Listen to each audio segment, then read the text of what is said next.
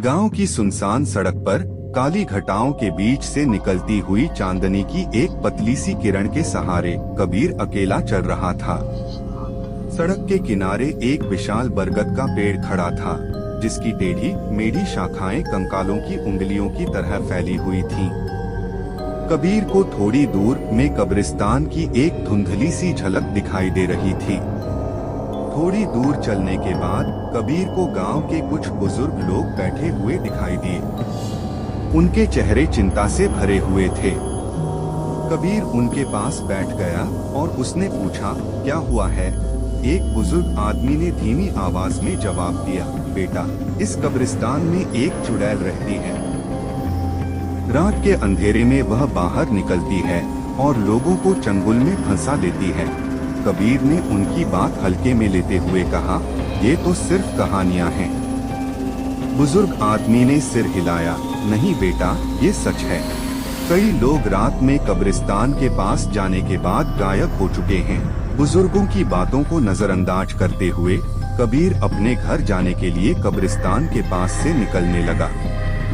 हवा जोर से चलने लगी, पेड़ों के पत्ते सरसराने लगे।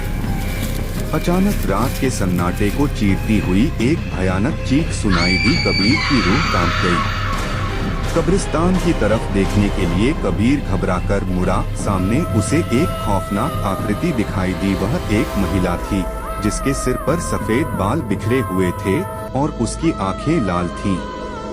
उसके फटे हुए कपड़े हवा में लहरा रहे थे और उसके लंबे नाखून चील के पंजों की तरह चमक रहे थे। डर की वजह से कबीर की चीख निकल गई।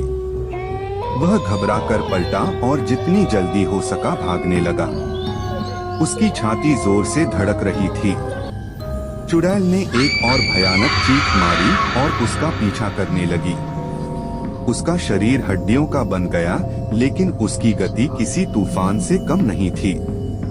भागते समय कबीर को अपनी दादी माँ द्वारा दिया हुआ ताबीज याद आया। वह लड़खड़ाते हुए अपनी जेब में हाथ डाला और ताबीज को बाहर निकाल लिया। उसने उसे मजबूती से पकड़ लिया। ताबीज एक गर्म रोशनी से चमकने लगा, जो कबीर के चारों ओर सुरक्षा का एक छोटा सा घेरा बना रही थी, और चुड़ैल रोशनी की सीमा पर रुक गई। गुस्से से उसका चेहरा विकृत हो गया था। रोशनी उसे जला रही थी, वो चीख रही थी और तड़प रही थी।